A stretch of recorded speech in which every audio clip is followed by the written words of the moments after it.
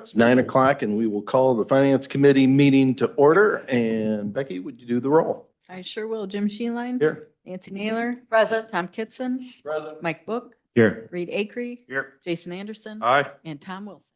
Here. Thank you. All righty, we'll go around the room. Jeremy, you got anything for us besides what's on the agenda? No, sir. All right, where's Charlie? Charlie ran off. He ran away. So we'll go, Paul. Just what's on the agenda. Agenda, Reed. That's what's on the agenda. David. Nothing for me. Dean's okay. So now talk has been about these. Now we go from these reports are getting lengthier. Unfortunately, job security. Still are there, but the comments around the table have been once again fascinating picture and glimpse of what you guys have to face day to day, Clay. Yep. Always And we had appreciate another interesting incident on Sunday when we only had two deputies working where a intoxicated male went after his daughter's boyfriend and wound up retrieving a firearm and shooting at him and then leaving the scene. And as the deputies were responding, one deputy spots the suspect vehicle, stops it, gets him into custody, and then he's obviously intoxicated as well. So two guys trying to juggle that was pretty impressive. But got it taken care of. Yeah, appreciate that. So anybody comments for sheriff? Okay. All right. Yep, keep up the good work. Absolutely. Michael. Keen? Nance?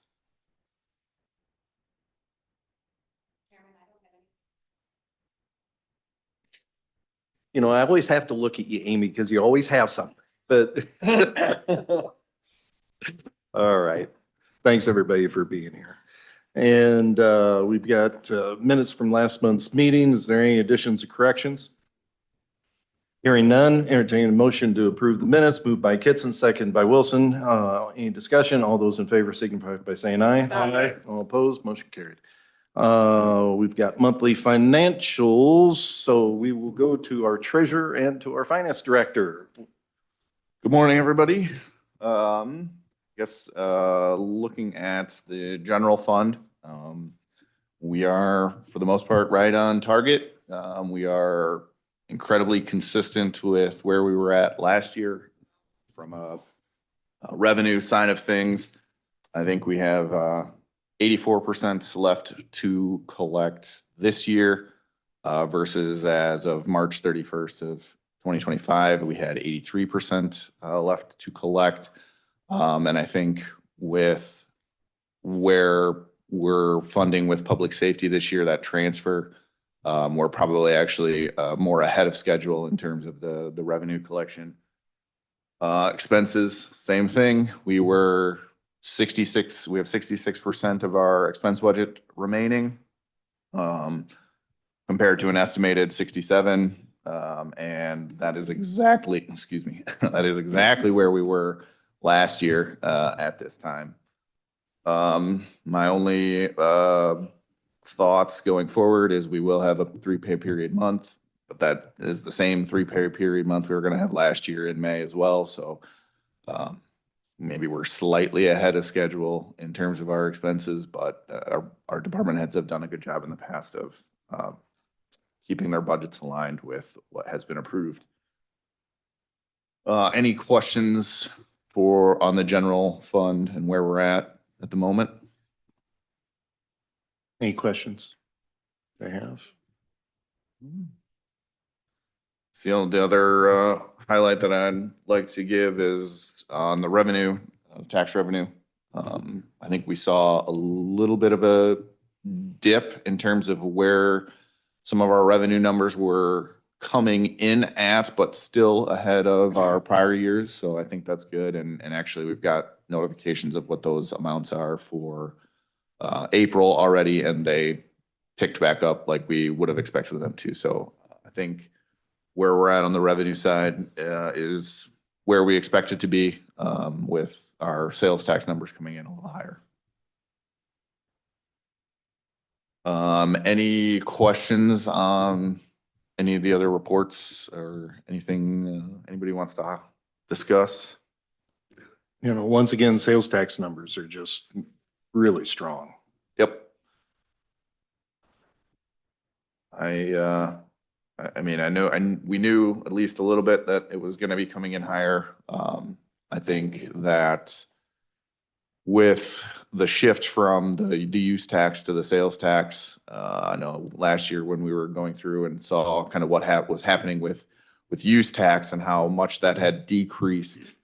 You know, it was a little worrisome, but you know, through the remainder of last year and so far this year, those sales tax numbers keep coming in strong. So I think those increases definitely are enough to cover the decrease in use tax and probably just a little bit extra. So.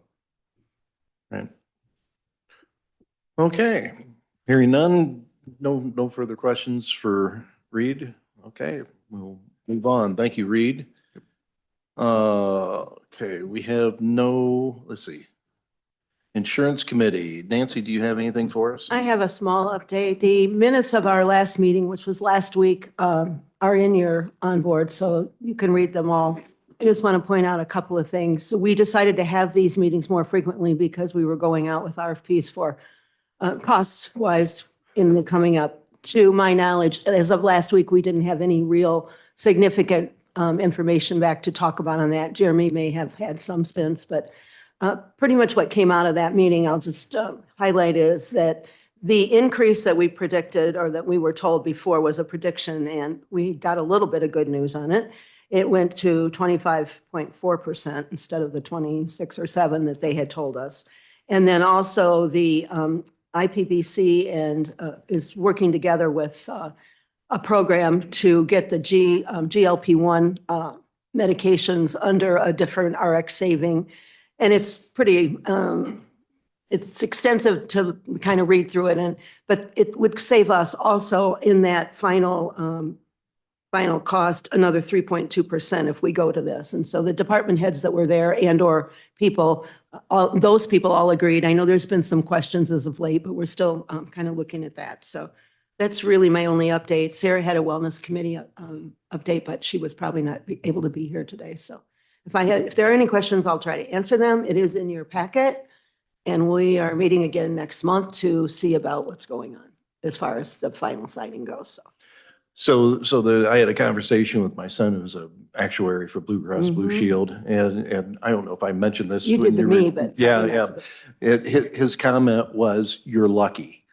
And he said that across the industry, he says it's not unusual to see 30% or plus increases going on for a number of reasons, you know, but a lot of it has to do with, you know, just the overall increase in expenses and experience and, you know, new treatments coming on that are costly, and it's just all that stuff. So, Life. yeah, it's Yeah. life. It's life. So any questions, I'll be trying to answer. Otherwise, that's my report. Thank you, Mr. Chair. Okay. Thank you, Nancy. Anything else you want to talk about, Clay, in regards to your report or anything going on in the department? Don't mean to put you on the spot, but. Nothing else. Yeah. Nothing else other than in the report. Thank you. You know, while you're here, I just thought I'd ask. So, all right, so we'll move on down. We don't have any Joseph E. Meyer reports. Yep. I'm Well, I just saw it on just the agenda. getting to the administrator. Thank you very, I Well, a appreciate, lot of us go down these agendas. There are those who go up and down. well, I go up and down. That's kind of my thing because I go look and see what I want to grab first. But anyway. Naylor and I are sorry, challenge. No, it's quite all right. That's what the chairman's here for. That's okay. Jeremy, do you have anything for the administrator report? You didn't put me on the right spot in the agenda, so no. What do you mean? That's why he's going up and down. Oh, dear God. Oh, I did jump. I jumped past you. Well, I was just thinking, you know, never mind.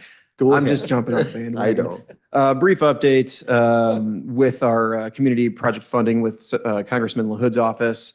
Again, we have been selected as a funding consideration for this year's FY27 appropriations process. That was the $4 million funding opportunity that we had in request with Congressman LaHood's office. Just so everybody's aware of the schedule with that, essentially right now, Appropriations Committee is going to be debating on this. All the projects that are in there and what they're going to bring forward. After that, it'll then move to the House and Senate, and then it'll, if passed, it'll go into the president needs to sign that budget into law. So after that, if everything goes forward and we are part of the appropriation selections, then after the president signs the budget into law for FY27, we will then have to go back to the federal agency, which we applied for the funding for, and that's the USDA. And that, the anticipated start of that would be Q1, Q2 of 27.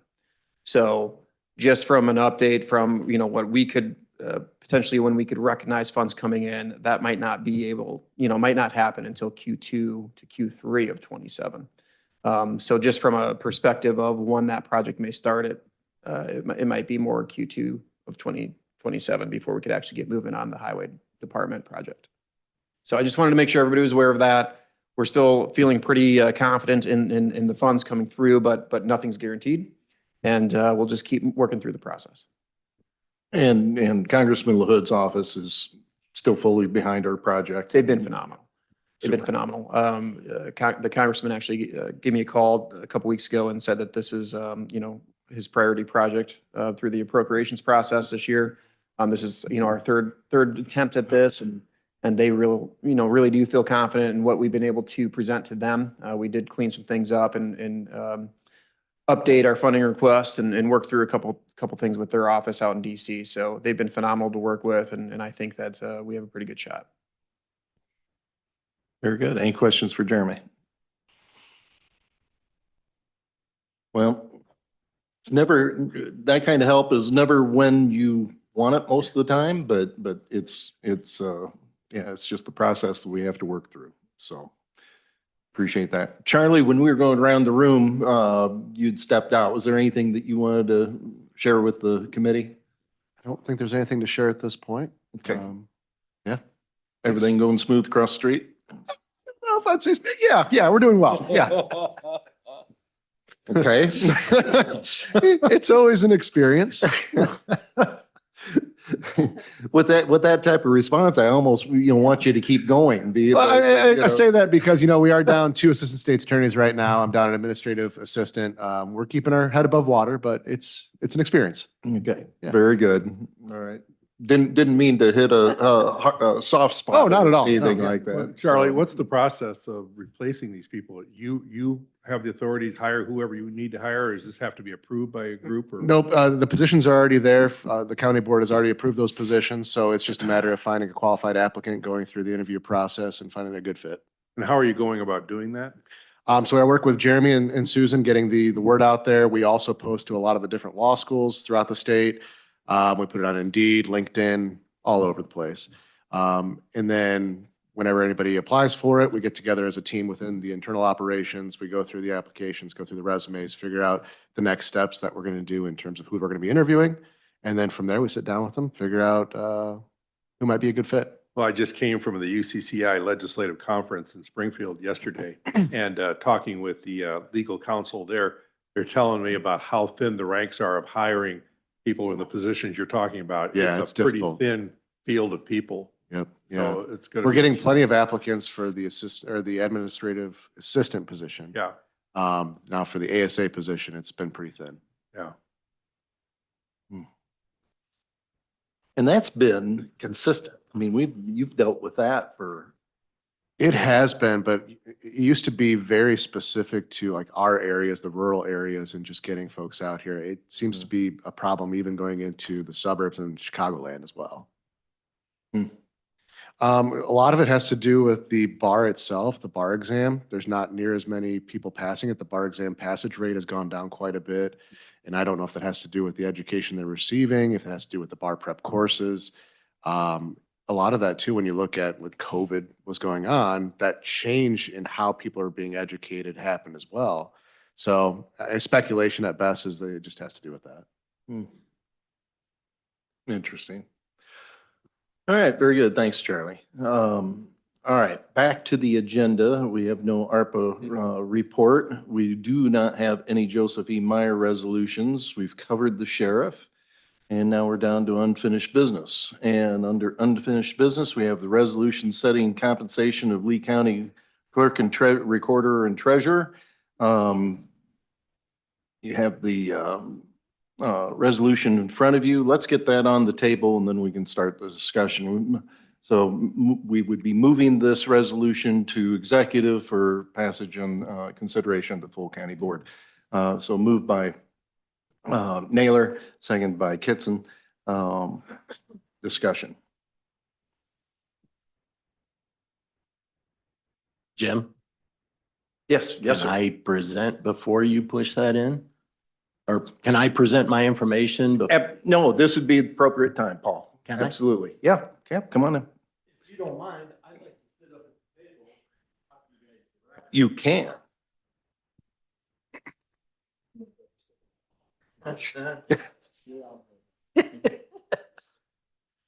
All right. Good morning. Look at it this way, Mike, he's closer. Yeah. So I wanted to get new information other than what I sent on to you guys in the agenda packet had come to me yesterday. So I want to pass that on to you and so you can see it. But basically, this is the information that was done in 22. Let me grab one of those. Okay. So this was information that was done in 22. And to make this kind of a interactive discussion, if you can, and if you can, I understand on your iPads, I'd love for you, if you notice it says, it goes all the way back to 2006. I would love for you to be able to Google what was the cumulative inflation rate since 2006. If this is going to take too long for you guys, I'll just tell you because I've already looked it up. It's 63.8% is the cumulative information or inflation. So if you look at that and you say, hey, back in 2006, we were paying the treasurer $55,312. Well, if you take the 63.8% onto that 55, it comes exactly to $90,088 in today's dollars from 2006, if you just kept up with inflation. So if you look at the resolution, it says 77 is 3%. So in 2006 dollar values, is that saying I'm not as good as the treasurer you had in 2006? I just needed to be understanding on that. Yeah. And the professionalism that has come into my office. So I just wanted to show you that as a comparable. The other thing was on there was at least 5 counties as a comparable used back then. You guys used 1 this time. I gave you 12 2 months ago. And in that was most of these. But the narrative on most of those was they were already over 80, but we used the one that was 75. Interesting. I'm just giving facts. I'm not, doing anything outside the norm. So if we look at what I sent you, right? Because I have heard some feedback and what I'm looking for from the team is, am I an elected official? Am I a department head? Am I both? I mean, what are your feelings on that? Because even if you only consider me an elected official, I still have employees who report to me. I still have a department to run. So in my world, and I think in most of what I've heard back from some of you is you value my professionalism, what I do, and what's going on there. The raise that we're looking at is, hey, the other thing I heard was, hey, we're PTEL capped. So we can't give you that much because we can't get more than what we are in PTEL. Well, PTEL is actually only 45% of our total revenue under county general. So even if you were capped at 3 or 2 or whatever percentages it is, there's other revenue sources to pay. And we're talking about elected officials. There's not that many of us. So it's not like one big department. And I'm not picking on the sheriff, but he's got 40 or 50 people. If you give them all a raise, that's a big number for the total county. So yeah, I just wanted to, make sure the finance committee knew that. Other concerns was, hey, he knew what the pay was when he put his name in the ring, right? Well, that's not true, because I had to put my name in the ring in October. And what I was hoping for is you would already have seen my work, know based on my qualifications that you can change it now. You can lower it too. I mean, let's be truthful. You could lower it as well. I would hope you'd raise it. I'm hoping more than the 3%. The payroll data, how did I get that? Well, if you didn't know, my team does payroll. And yes, but the data I used is the exact same data that the board approves every month. It's in the board packet. It's online. So it's there, right? And then one of the other things I've been told is, hey, we hired a finance director to take work off your plate. And while that is true, and he's done a fantastic job, he has. There's no ifs, ands, or buts. He's done a nice job, right? I'm still ultimately the person that's responsible in the department. And if we use that same logic, then why are we giving an admin a raise when we hired an HR person to take work off of his plate, and then we're moving the finance director up to his role to take more work off of his plate? That's the logic, right? If that was the comment. Actually, over the last 3 years, just regular or the union people, and I'm talking like the Teamsters Union, regular employees, because most of those employees got the same raise. Their raise has been $13,000 over the last 3 years in pure money. The elected officials is $6,000. It's going to cause a compression point. It's, at some point there's a compression issue there. What you just heard from Nancy, cost of living, right? Our healthcare is going to go up 25%. Property taxes keep going up. Food and gas is going up. The cumulative inflation since 2021 is 21%. The raise that I've gotten so far is 12. I'm falling behind. It's costing me money to be here. The treasurer's office handles well over $125 million each year. That's in most of the funds, all the funds. Think about that, $125 million. We have a list of activities that we handle that we have to get done. That's in your packet. That's what I call that tickler. It's the annual, everything we should be doing annually. Boom, boom, boom, boom, boom. Because I think last month, and unfortunately, I had issues that I could not be here. Jason asked, well, what do these guys do? What does each, well, I have that. And that's why I sent that. And then we have monthly that we do. Now, these are the things that have to be done, right? But there's other things in there that we do as well. We're actually almost the operator for the county. We get phone calls every day. And it's, oh, I'm sorry, I was looking for the assessor's office. Oh, I guess I need the clerk's office. Oh, I need to pay a fine in the courts. Oh, well, you want the circuit clerk. Here's their number. I mean, we get phone call after phone call after phone call. I don't know how to fix that. I mean, there might not be a fix for that. So those are some of the things I wanted to go over, right? From a discussion point for you guys. The other thing, I guess, as we look at the data that I provided and with that resolution, is the resolution a recommendation of the subcommittee? Is that what it is?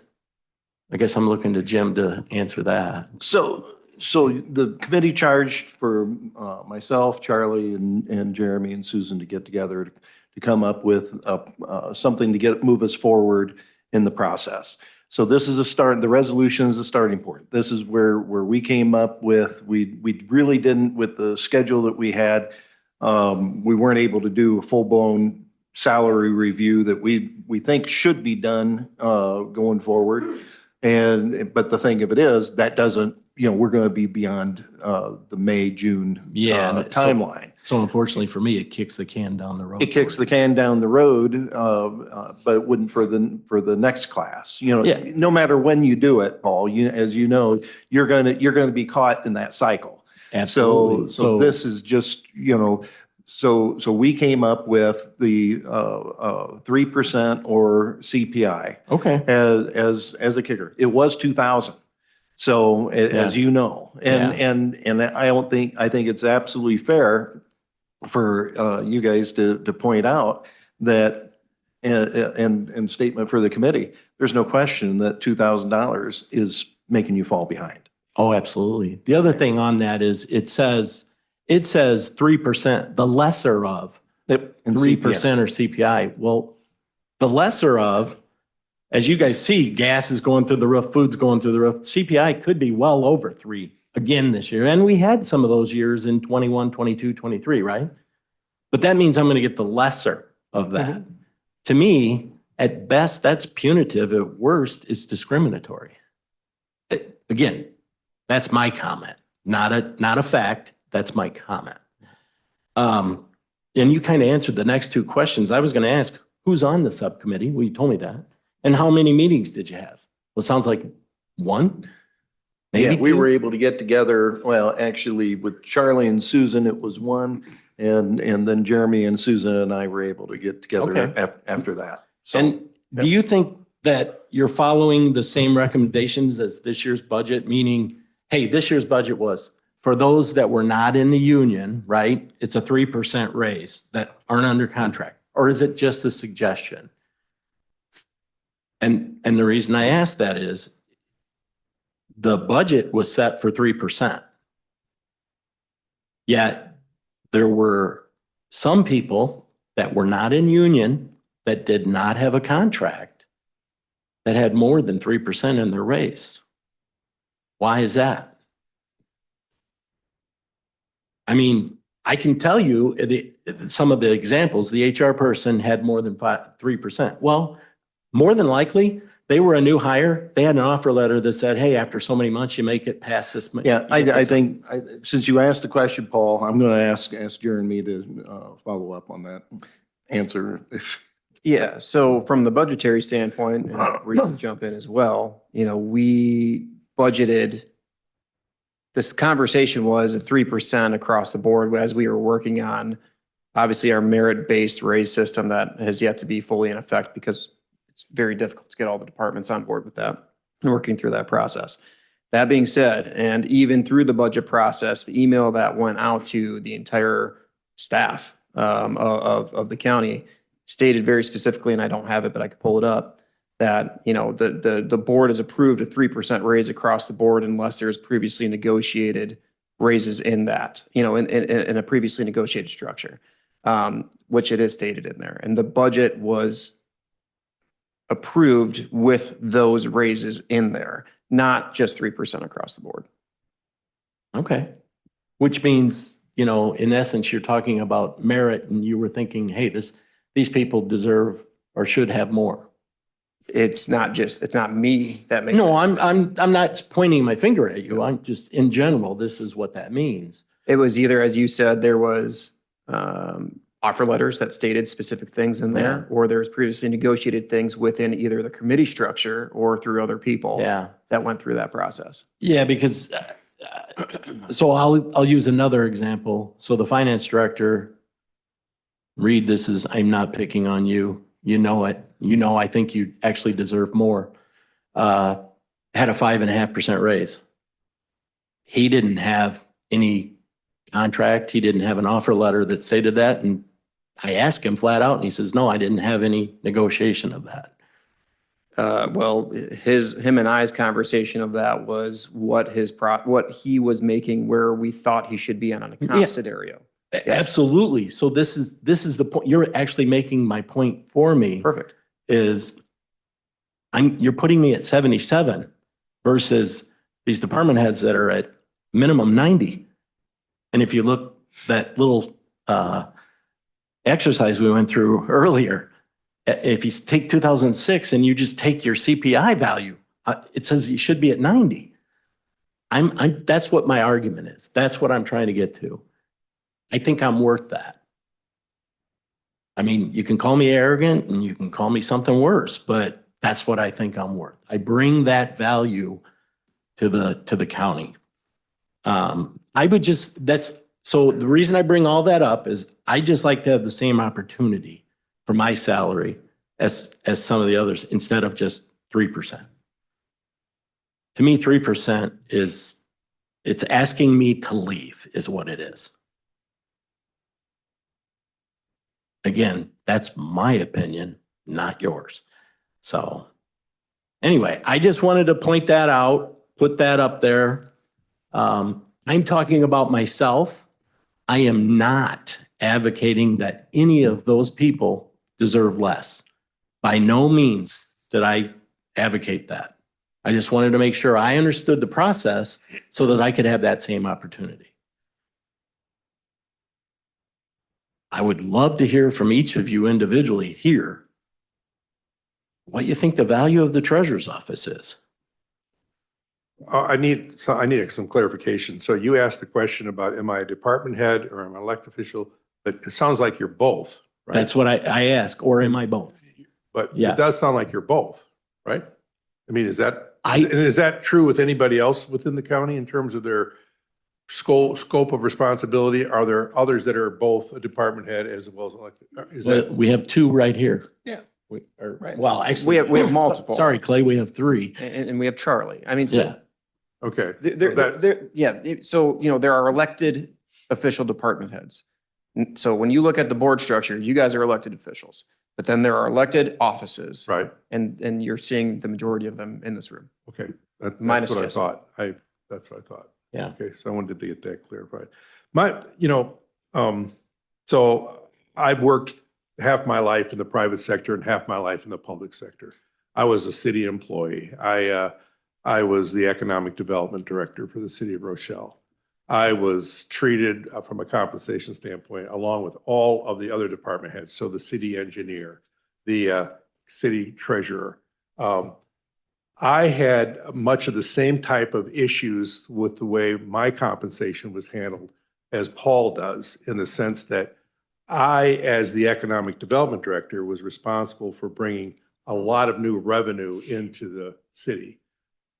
If you want to quantify it, my efforts, now it wasn't just me, and I know you're not saying that this is just about you, Yeah. but in those years in which I served in that capacity for 20 years, $1.7 billion of new capital investment came into Rochelle, town of 9,000 people. The tax base went from $100 million a year to $325 million a year. The economic impact that my office was able to make was, anyway, police, fire, the street department, everybody benefited from all the economic development, the financial impacts that it brought. And I often felt the very same way in which you feel today, is that I should be compensated for the impact that I have on the community and the things that I bring to the table. Now, everybody starts at a base, but I was the only staff person, only department head that actually could say, I can quantify 100% how much money I've brought into the city, how much additional value I've brought. The reality is, I'm a city employee. The reality is, I report to a city manager who has all these other staff positions that report to him. And I was consistently told, well, you're a government employee.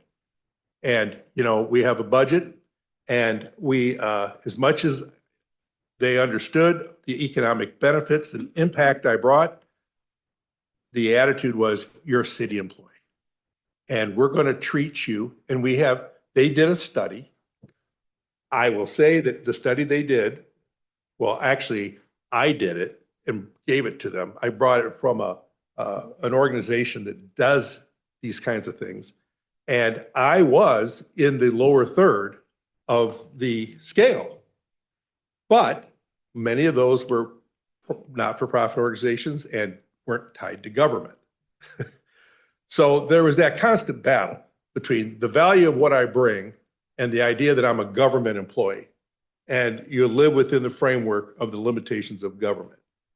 I often feel and think that there should be a mechanism in place in which merit can be compensated for.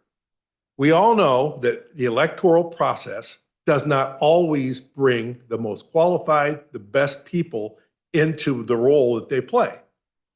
I mean, I can honestly say I was actively involved 12 years ago or whatever it was to see that a new county treasurer was elected because I was appalled at the incompetence that was going on at the time in Lee County at the treasurer's level.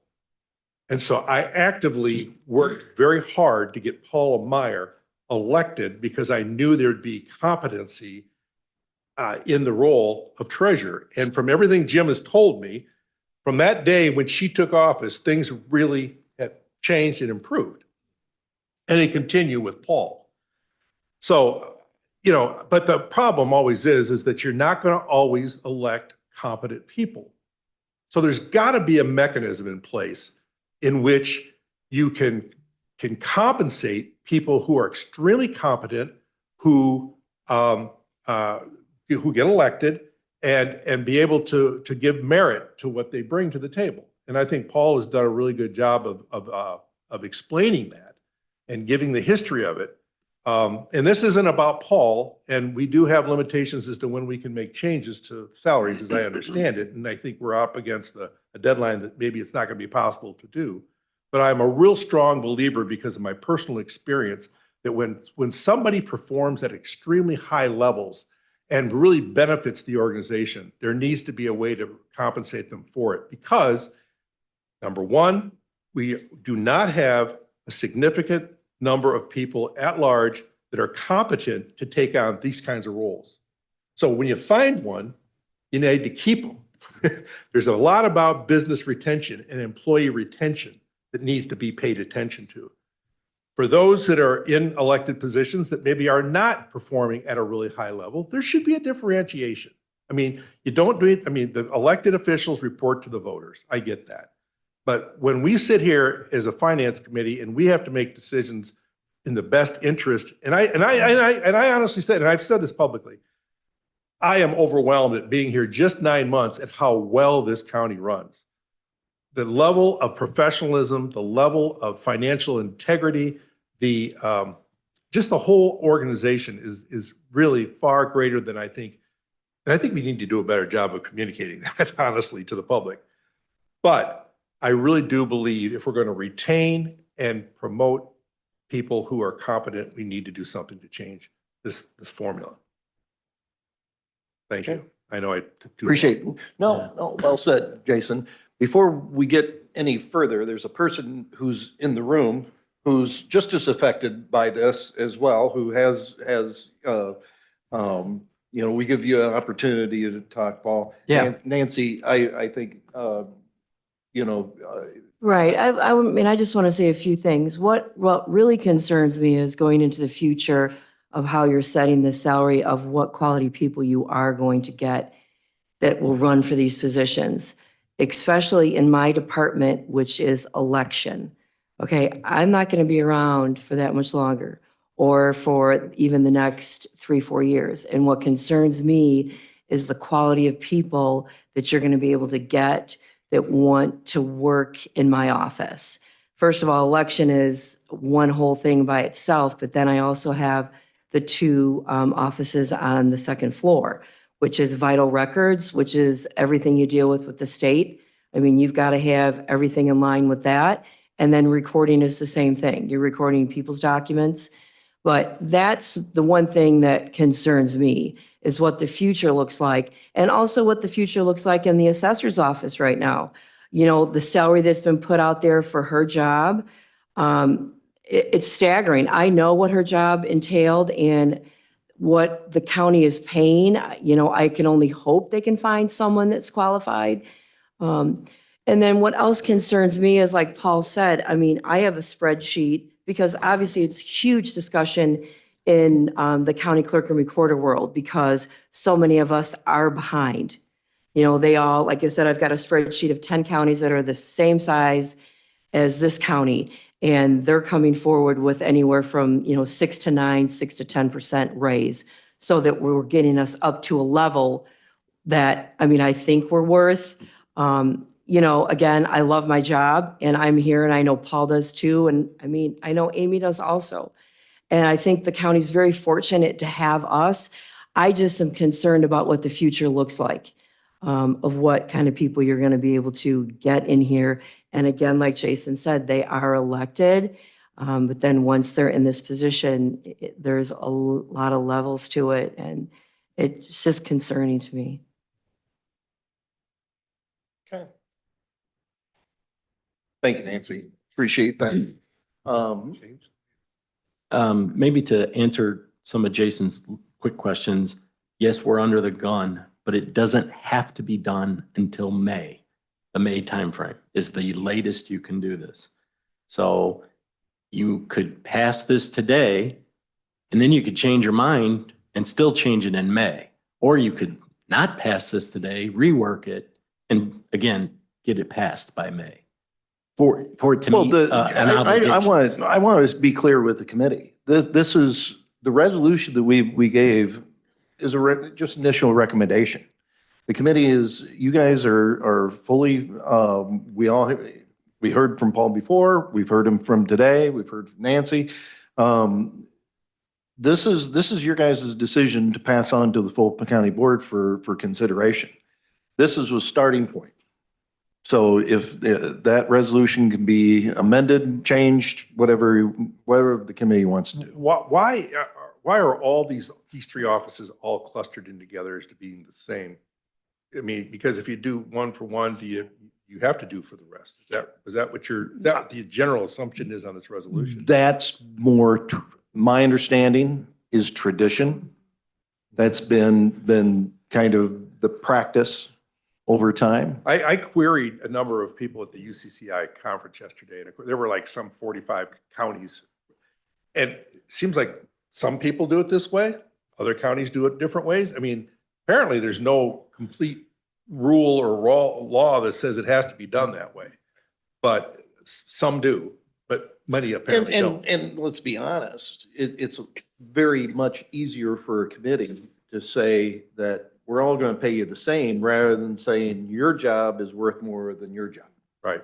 Well, the other thing And look people in the The other thing, and this is said all the time in this table and I think the whole staff, and that is, well, we're going to compare you to the size of other counties. Well, something I've come to know and understand, and this goes from my years of economic development and when I worked in Senator Fitzgerald's office. It doesn't matter how many people live in your county, none of them work the same. None of them have the same structure. And so it really, and I boast about this a lot at UCCI, and people, by the way, I'll say this publicly, Jeremy England has a tremendous reputation among the UCCI and a lot of counties around here. We are highly looked upon because we have a county administrator, because we have a finance director, because we have an HR manager. People just shake their heads and think, wow, Lee County, and what's the population? 34,000, 35,000? So the idea that you compare yourself, and I know you have to have some way in which to do comparisons, but population itself is really not a very good measurement of what really when you look at the income or you look at the economic prowess of any county or what kind of value, everything's different. Population should not be something that you really compare to. Yep. So can I just pop in real quick? Sure. Just from this subcommittee, question came up before. The finance committee and Chairman Sheeline had tasked a small group of us to do research. And when we didn't just use one county, we used many counties through that research, which is actually where the 3% or lesser of 3% CPI language came from. Yeah, that's not just it. But with that, what it all came down to was throughout the conversations was the committee wanted a recommendation.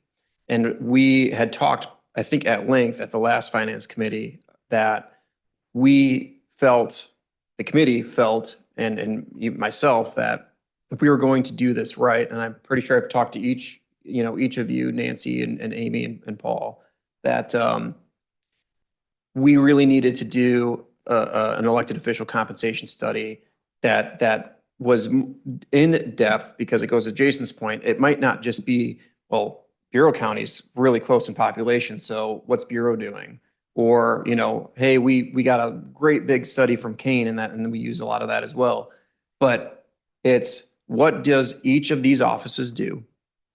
What separates them from, because not every treasurer's department is the same, not every circuit clerk's office is the same, not every clerk's office is the same.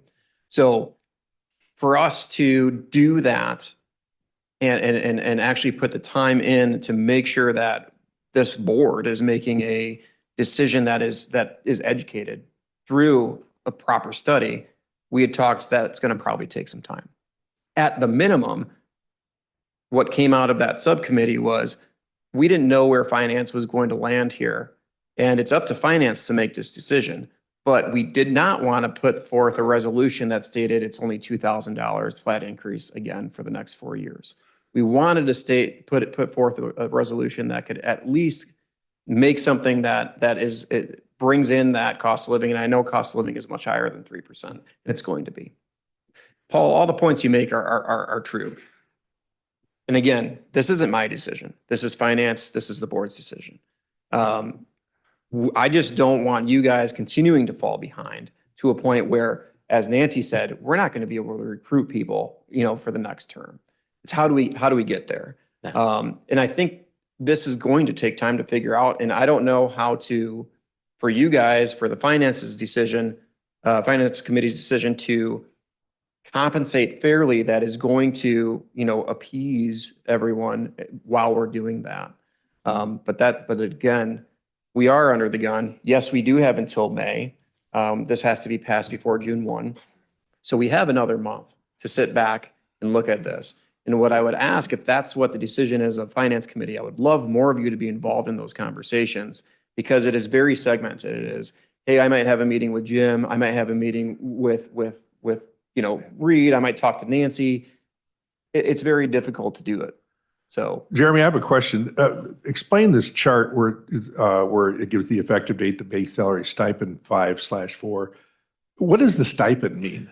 So I think Paul could speak on that more, Yeah. but there's elected official stipends for each of those departments, and that's $6,500 a year. So the state actually pays the elected official. In essence, the state pays that elected official in my office to do all the financial work for the state Right. that we need to do. Right. For Nancy's office, all the election, all the recording, all of the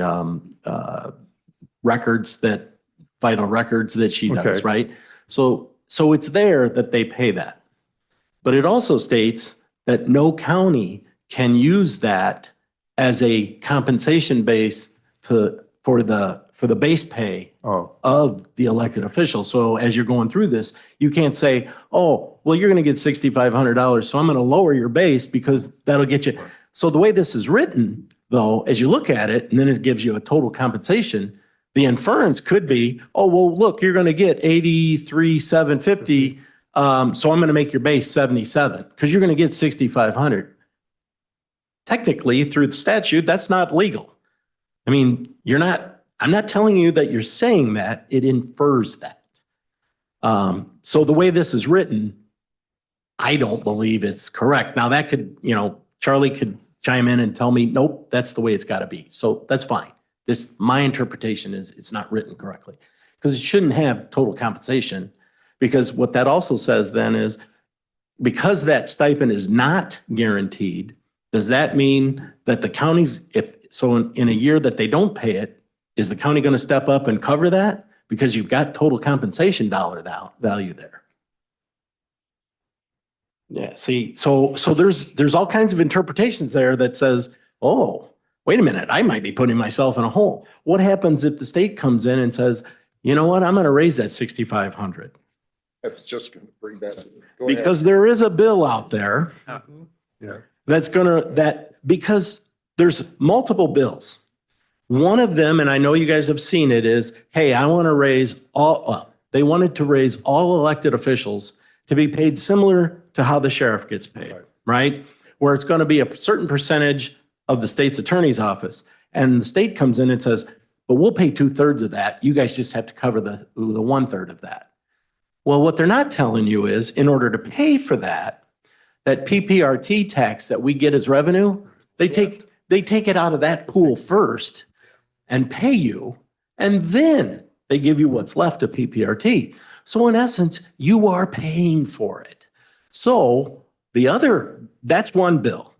The other bill is I'm going to take this stipend and instead of raising every elected official's base salary to 80% of the state's attorney, I'm going to make that stipend 35,000, right? So we got to be careful if they do that, is the county on the hook for that? Or are they not? If they don't come through with that? So that's why I say, I just don't think the stipend value should be on the resolution. I'm trying to protect the county, actually. I can tell you, being in Springfield yesterday, there was a long conversation about those pieces of legislation. And nobody believes that the legislature wants to touch any of it. I absolutely agree. They're gonna completely walk away from that right now, for now. For now, they will. Next year, they may come back with that stipend. So, Yeah, I'm glad you brought that up. I don't know what we do today or before May, but I think there's been work by the county done to sort of, the fear kind of is that these salaries get high enough that people who are pretty good at getting elected and actually not very good at doing much else and end up in office. And then as you put together this nice chart of what you do, who's going to do that once that person gets elected?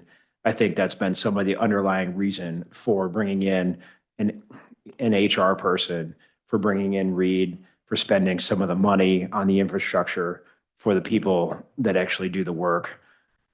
Should we always, the voters are never wrong, right? I mean, they elected all of us here.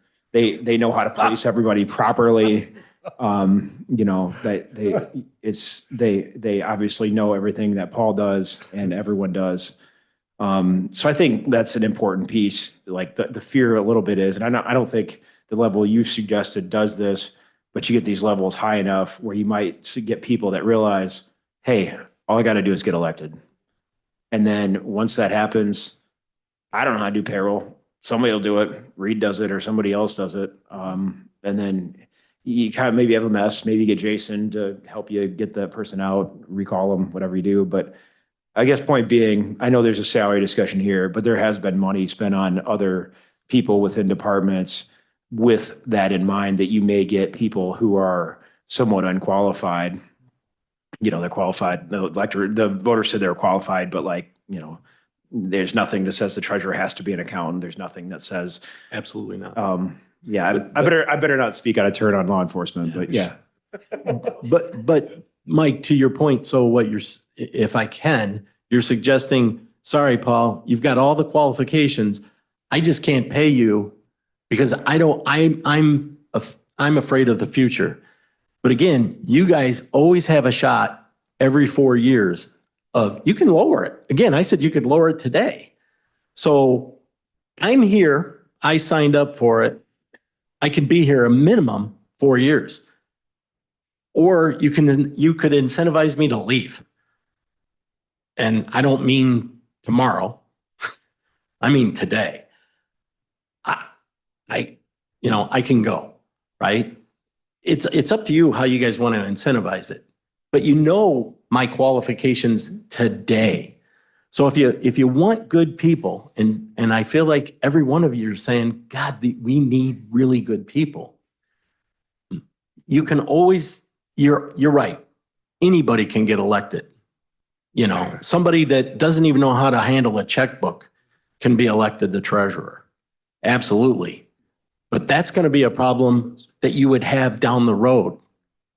So you have a bird in the hand, so to speak. I would hope that you'd want to incentivize that to stay. Just my thought real quick is, I think we've got to figure out a way to think about today, but think about the future.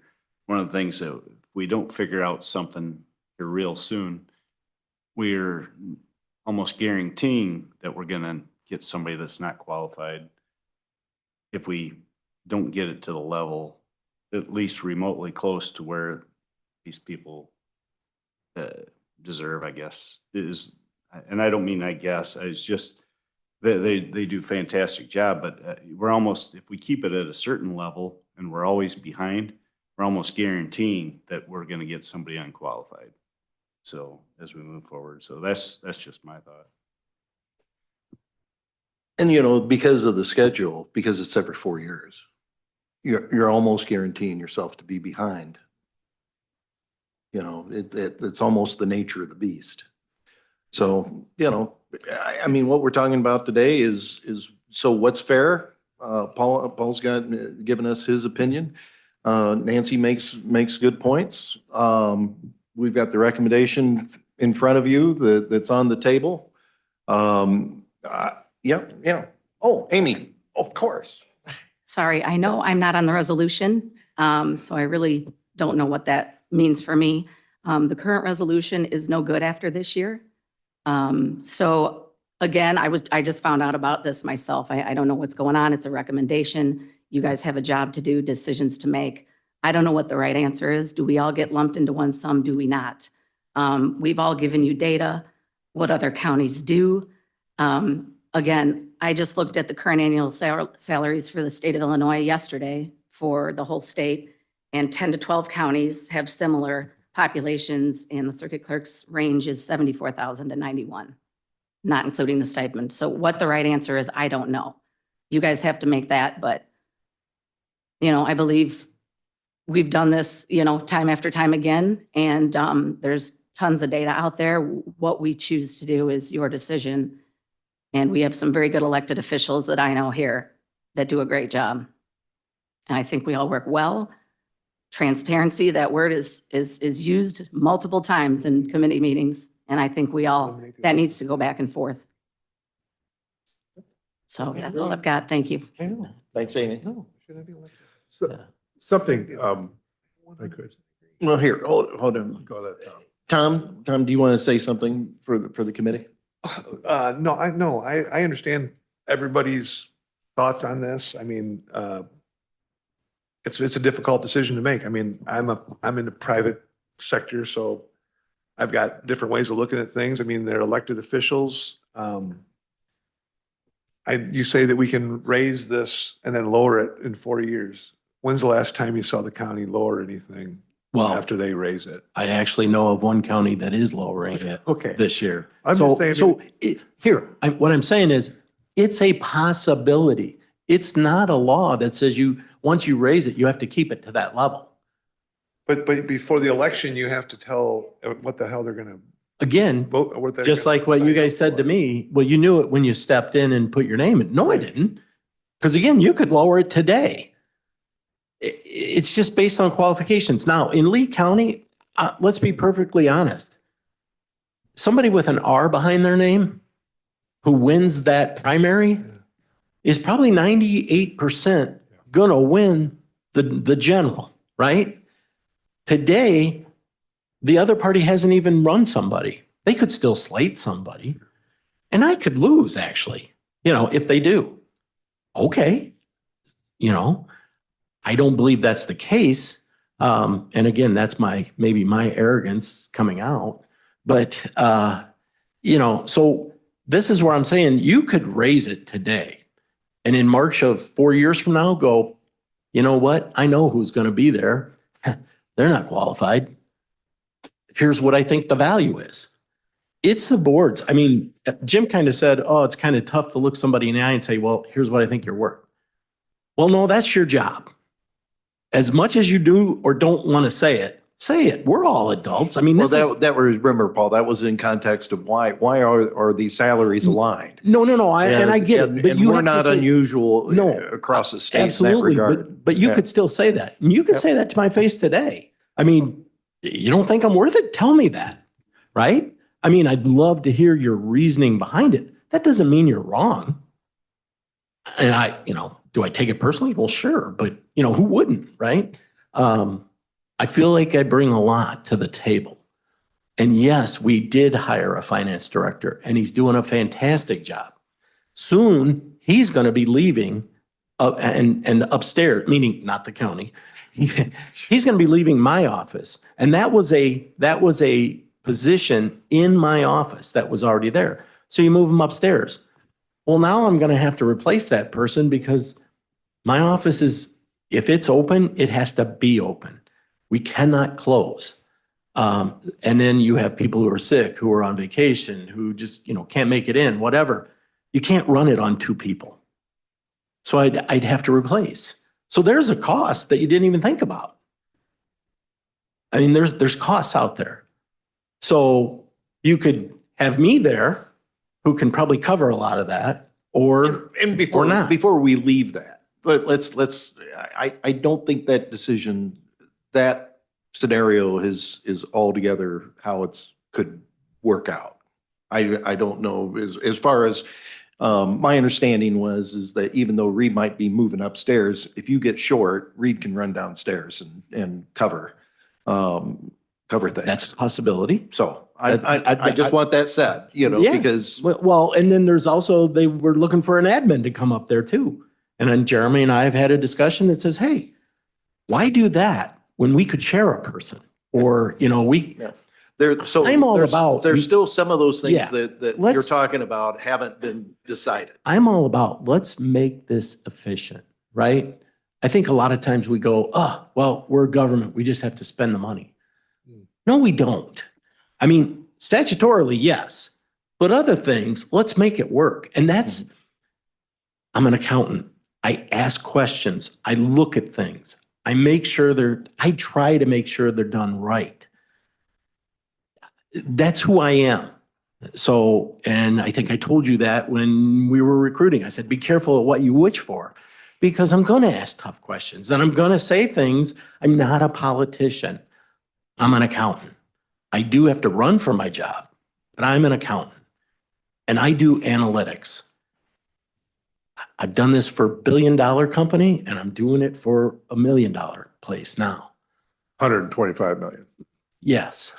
But Jason, you wanted to make a comment? The point brought up about elections and, and Jim, you and I are very familiar with this. I talked about Paul Meyer and about the idea of going out and recruiting and finding somebody who has the qualifications who might be willing to do this.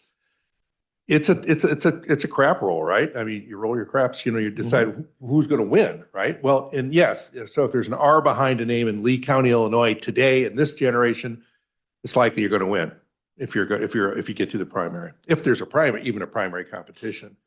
But running for elected office in a competitive environment is extremely difficult, extremely expensive. And taking all personalities and current personnel out of this formula today, if in a real world, and my father was a county board member in Whiteside County in the 70s when the county went from Republican to Democrat, and all of the office holders and everything changed. So it's not unlikely that politically things could change in Lee County. It could happen. The point is taking all that into consideration. When you've got a position like treasurer that's elected, even sheriff, at least now under sheriff, you got to have some police experience, right? I mean, they changed that. It's something you have to think about. Elected officials in normal kind of competitive environments have to spend their own money, have to campaign. It's difficult. It's very difficult. But at the same time, you do post what you're paying and people can decide whether, well, I want to run for this office and I'm willing to work for that amount. That's always reality, right?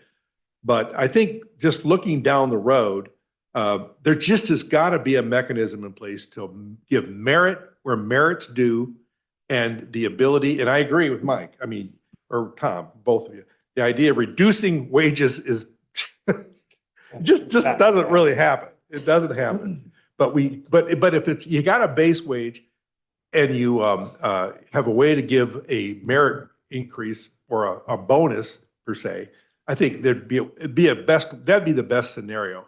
And as far as this resolution is concerned, I'm not in favor of it the way it's written today, And I don't know what it takes between now and when the deadline is in May for us to have a further conversation about it, but my personal view is that I can't support this resolution as it's written today. Are you proposing an amendment? I'm not prepared to do that. But we have how much time to make this decision in terms of what is the deadline? So another thing is we're talking about the elected position and what they're going to get paid when they sign up to get elected. Is there a mechanism?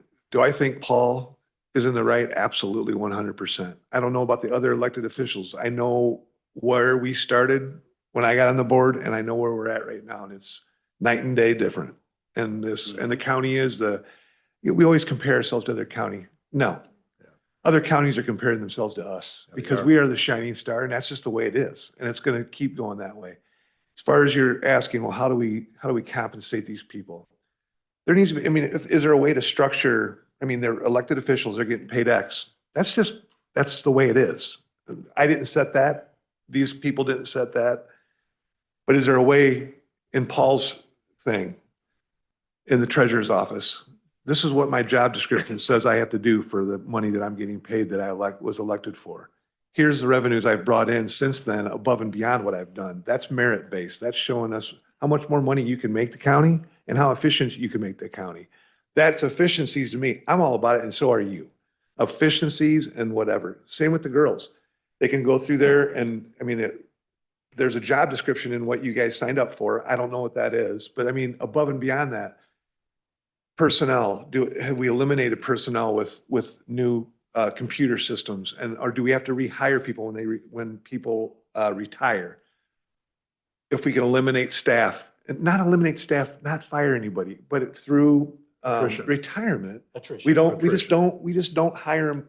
We don't need to hire somebody back. That is to me showing that is that's compensate. You know, you're showing us that the departments are running more efficiently. Nancy, with the elections, same thing. I mean, how efficient are the elections? How things went?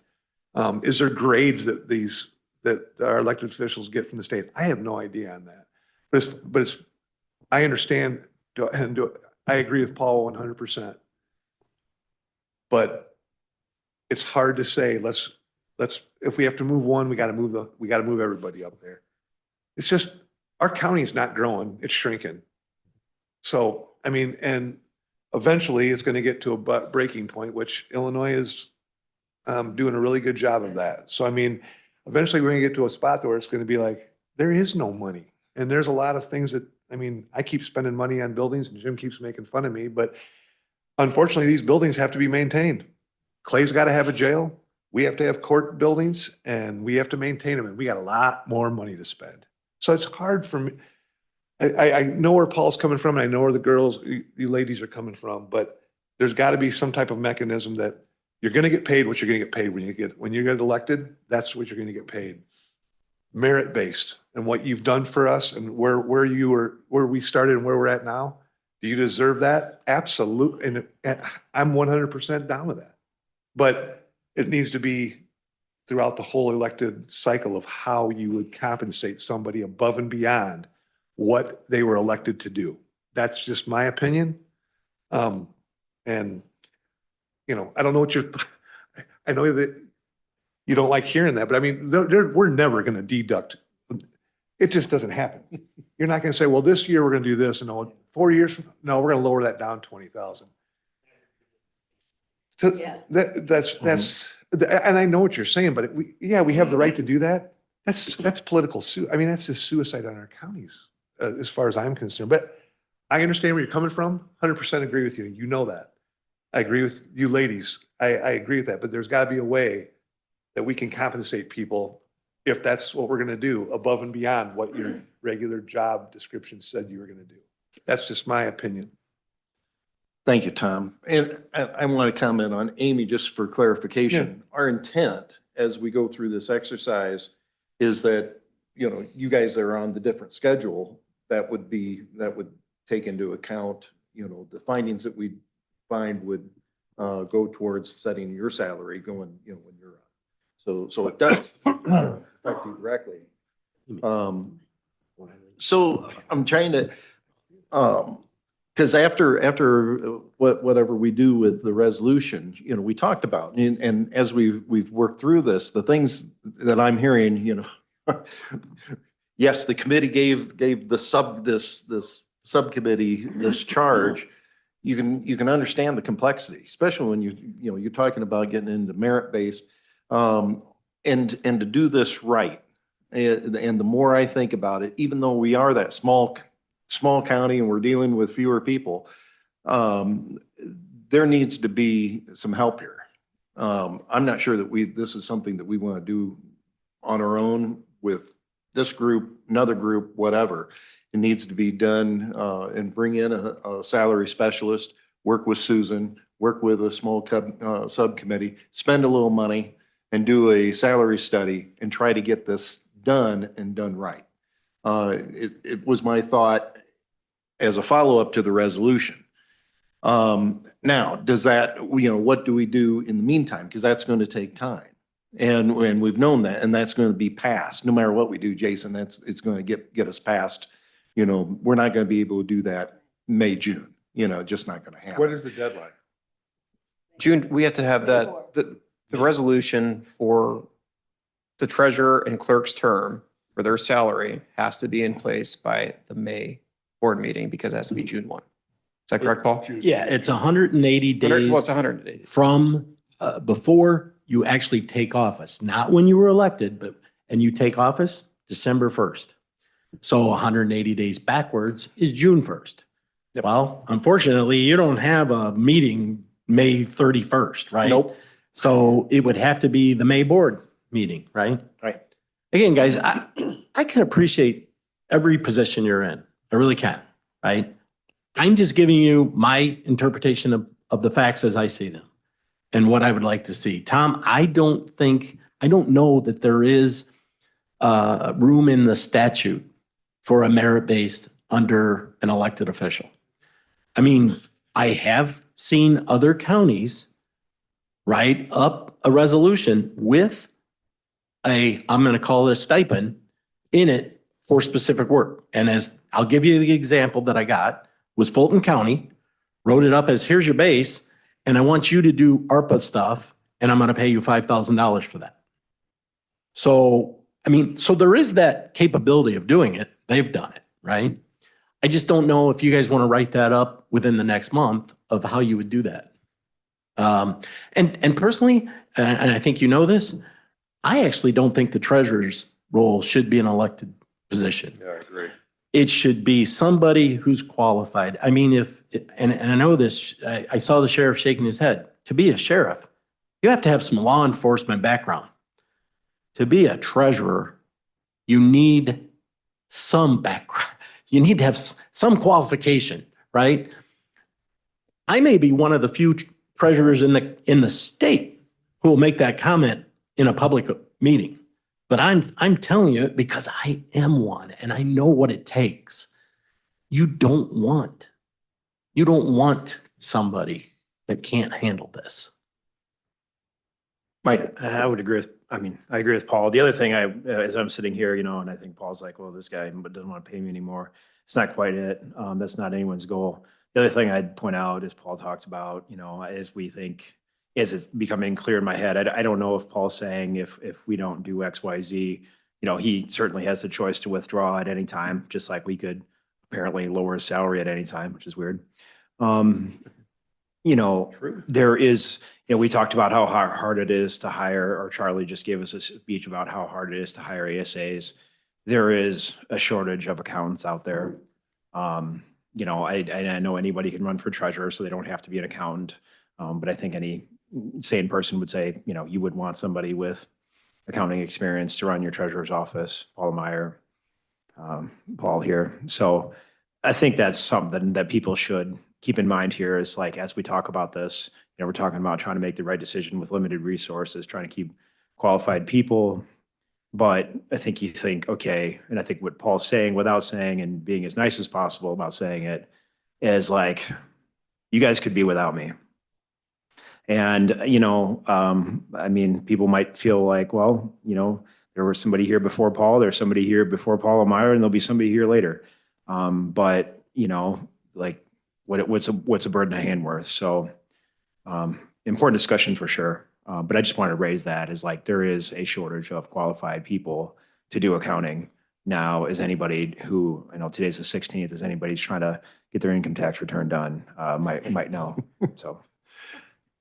Appreciate that, Mike. And I'll make a comment in regards to, you know, we talk about Paula, and there's a reason why Paula's not at this table. And that was because the compensation that she was receiving as treasurer was going to penalize her in her IMRF retirement. We weren't paying enough for her to stay here. I mean, that's just plain and simple. Absolutely true. Yeah, true. Absolutely true. So you have a resolution in front of you.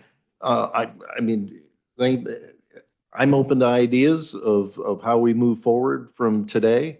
You know, we had to have a starting point. We have a starting point to get us through the deadline that we have. And I just, I'll go back to my chair so you guys can have a discussion. I want to thank you for hearing me, right? I know this is difficult. You know, it's not difficult coming up here begging for a raise either, right? Right. Especially when I'm being on candid camera. Yeah, yeah, I mean, but I truly believe in myself, I guess, is what I'm telling you guys. I give my whole workload to you. I promised you that. That's what I'm doing. But at this point now, I'd like to be compensated for that, or at least rewarded, if you want to call it that, whatever it is. So you guys, I'm sorry, I'll shut up and let you go, but just know that, hey, I take this role seriously. I really do. I took any role seriously. So, you know, I want this to be the best. So thanks. Thank you. Thank you, Paul. I think it's important that we keep in mind, and I think everybody does, that this is not about Paul, or this is not about any personalities or anybody's performance. It's really about the structure of what we want to do and how it's going to affect the future. And one of my greatest concerns and one of my greatest concerns about being on this finance committee and being on the county board is how are we going to continue to provide the level of services that we do and afford to do so? Because, you know, ultimately we're all accountable to the taxpayer. But we've got to have a structure in place that retains good help, attracts good help, and allows us to work within a fiscally responsible position. And so I just don't want to, I like Paul, but it's not about Paul. It's not about even anything really today. It's all about the future. Right. And how we have to consider that. Thank you, Mr. Chairman. We've had a lot of good conversation. I agree with most of it. I agree with Paul's points. But unfortunately, we've done what we do too often. We've gotten to the 11th hour and now saying we need to do research. We need to do some background checking. Historically, we never do anything like adding an employee, making major changes without looking at our budget. And here we are looking at emotions, and I'm as emotional as the rest of you are about what's going on. But we've got something in front of us we make decisions on. And this is stuff we should have been talking about a year ago to evaluate, not the 11th hour.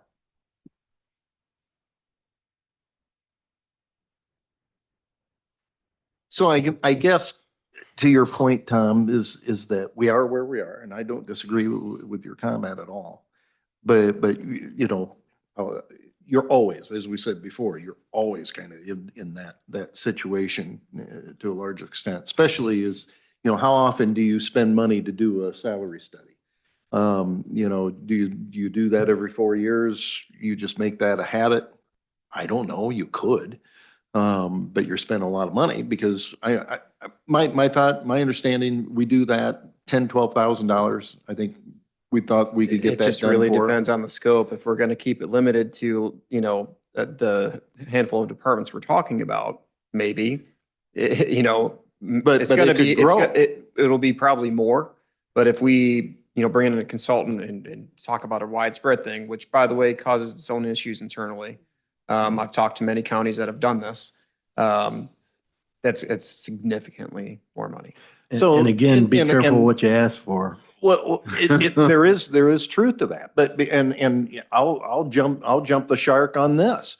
Look at the experience and look at the quality that we have sitting around this table. And I'm not saying that to blow you guys up, but I look around and I see a lot of experience and a lot of knowledge and certifications and whatnot.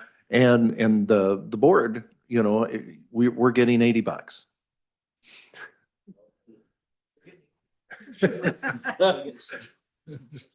Wait a minute, I gotta go back and. Yeah, did we learn? But anyway, and it's nice that we can laugh and joke about it, but it's really true. And, you know, as we think and looking to the future and we want to incentivize the right things, I'm leaving. And so this doesn't affect me whatsoever, but in attracting proper people to serve on this board and to give the time, you guys know what the time takes. You know, here in our role. So, yeah, yeah, you will. But anyway, Just one more point. I just look at this like everything else in life. Jim, you understand the grain markets, the market is the market. You know, your corn's worth X amount. You don't determine it, the market determines it. And the stock market's the same way. You know, what IBM's worth, the market determines it. Well, it's the same thing here with employees, whether they're elected officials or not. The market determines the market. So the market will pay whatever it can bear, and then it has to give up something. So I guess we still got to look at that in the sense that, yeah, if we choose to do nothing, you know, Paul's leaving. If we and maybe we have other elected officials that would do the same thing. On the other hand, if we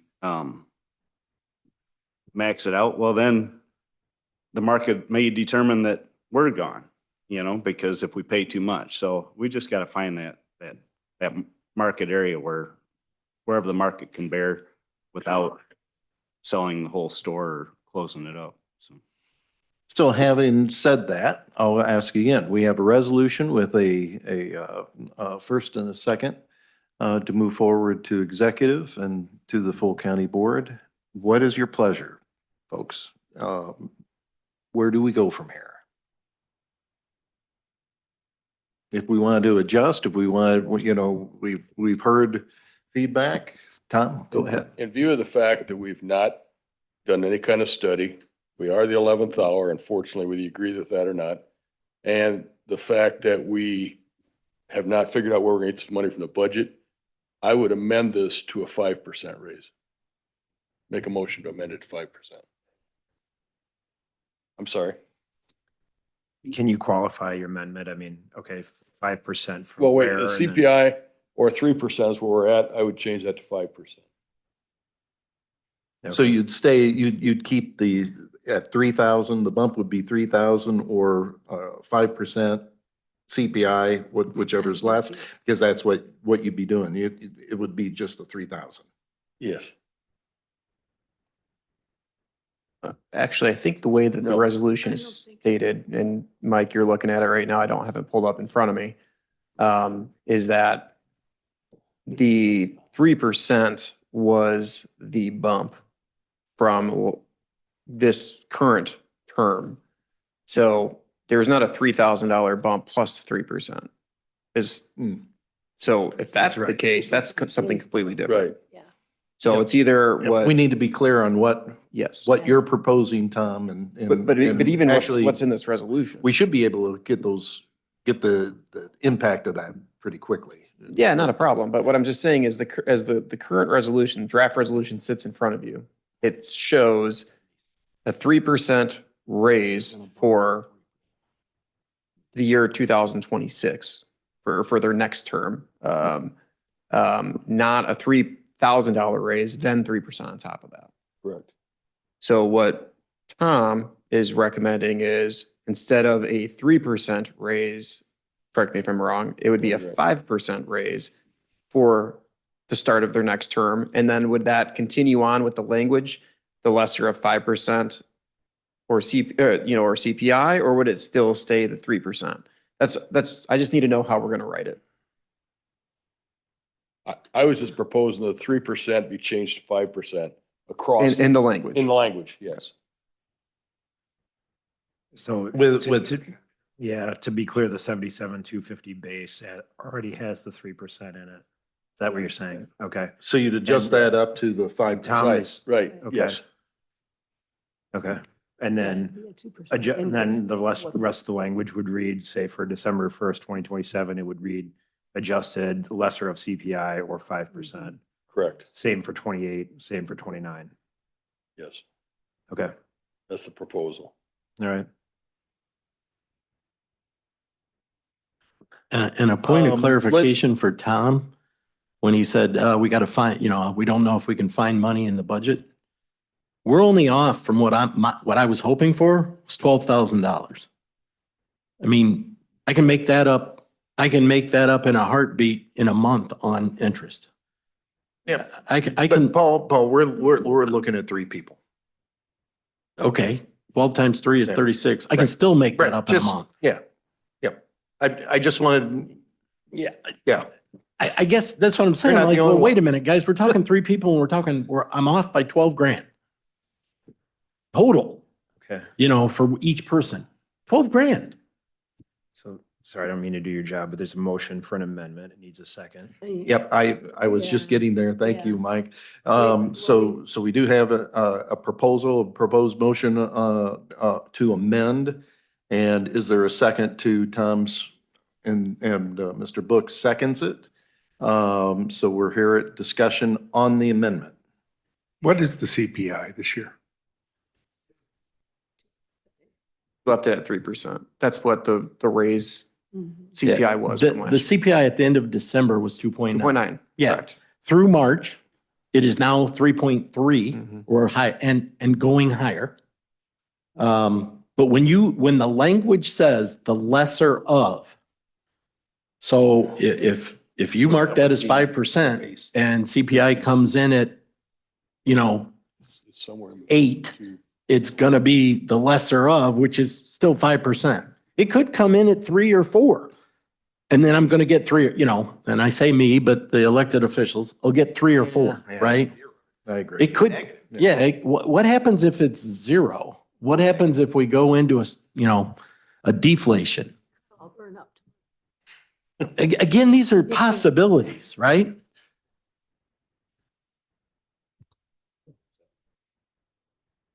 Yeah.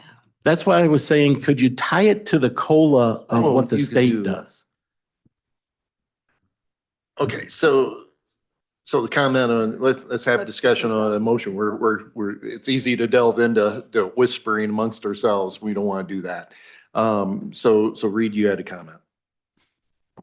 I was just looking at 102% of 77,250, so that would bring it up to the 5%, correct? That makes it 78, 750. 795. So I mean, we're talking,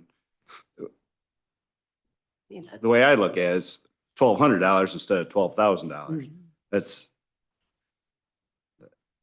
I don't know. I wouldn't vote for it. For me personally, too low. I mean, we've been so far behind for so long, and now we're trying to do something here right at the last minute. I get that.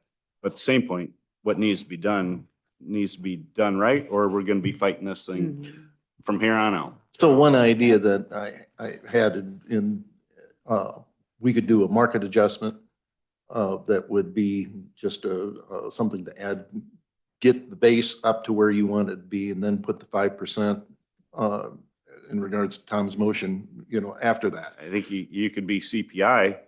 If we get the market or get the base where it needs to be based on the market right now, then you could be CPI from here on out, Mhm. It doesn't need to be, the lesser or anything. It just be Lesser. CPI, and I think CPI is fair. And that would cover the 4 years, For 4 years. or Yeah. 3, And we have actually the 3 years. opportunity to change it Right, at another time. right. Is a question what the That's base what should I'm be asking. then? So the question is, Which is the where would base? you want to be? Well, let's, if we're going that direction, let's Take a vote dispose on of the the amendment amendment. that we have on the I think table, that's a good idea. right now. Do you want to withdraw the amendment and we'll start over? Mike, do you, agree to withdrawing of Yeah. amendment, Tom? Okay, so so I'm trying to help Becky out as she writes this up. So we've rescinded and both first and seconders have agreed to send their amendment. And so now we're back to the original resolution. So we're discussion on the original resolution. All right, so what should the base be? What should the base be? So we're at 75 now.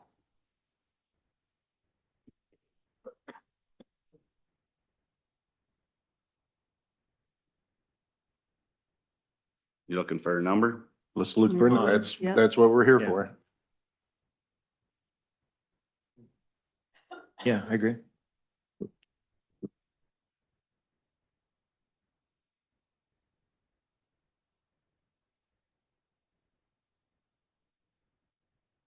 No, I think and this is just a starting point or just a number, and it could be too high or too low, but you know, if we were at 87 or let's say 75, so if we were at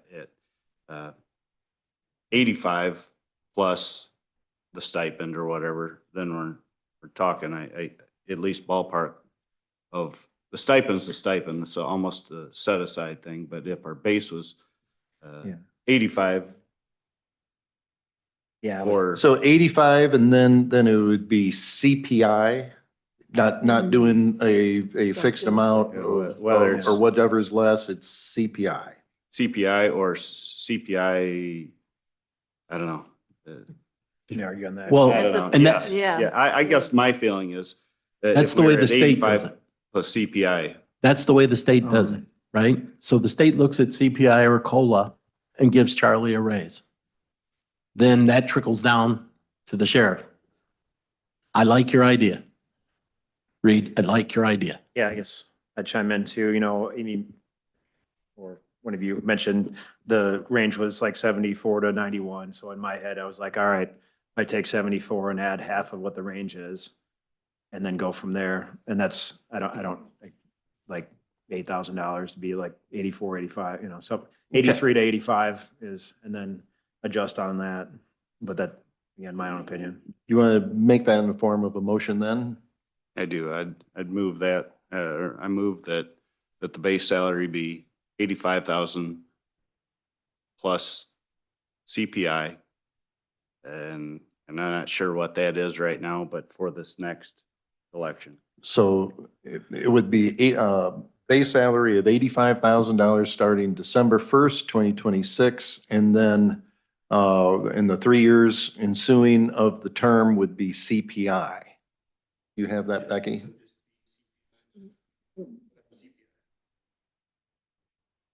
Okay. And at 3%, that's 87,550. Sure. You took an $85,000 base and put 3% on it, it's 87,550. Mhm. All right, I'd second that motion. Second motion, Mr. Book, further discussion. My only comment with this is the only thing worse than paying what something's worth is not having it at all, so in this case, so I think it's something that we need to get right now, even though it's painful. It's something that needs to be done. Okay. All right. I Nance? just have one comment that I think this brings us up into Reed's point, that we need to get ourselves up a little level, get ourselves into the marketplace, so to speak, with what we're doing. So, well, I'll bring this up after we're done here. So any further discussion? So can you repeat the resolution change? The amendment would be to raise the base salary of the 3 officers from base of $75,000 up to $85,000. And that would be effective December 1st, 2026. And in the ensuing years of the term, the adjustment would be CPI Only. Only. only. Yes. Not or. not or, not a lesser of CPI. Everybody good? Let's take a vote. Guys have any What? comment? Dean, So it's- Dean, Mike? Okay, Amy, you okay with that? Nancy? So the vote is just on the amendment, then the motion. so yes, so we have an amendment on the floor. Everybody clear on what the amendment is? Okay, all those in favor signify by saying aye. Aye. All opposed? Opposed. Sorry, I was on the next motion. Sorry. Let's do this again. So this is a vote on the proposed amendment, as explained. All those in favor signify by saying aye. Aye. All opposed? Opposed. Motion carried. So now we're back to the original resolution that will be given As to amended. executive committee and to the full county board. Any further discussion? Hearing none, all those in favor signify by saying aye. Aye. All opposed? Motion carried. Okay. Yep. Oh, and now, I know it's not on the agenda, but we can have discussion on this, because it's, Charlie may shoot me. I call it that this is part of this whole compensation discussion, so it's actually okay. But that would be that I want direction from the committee as far as a recommendation of doing a salary study going forward. And do we minimize the scope of that? Or how would you want that to give full direction to staff and myself?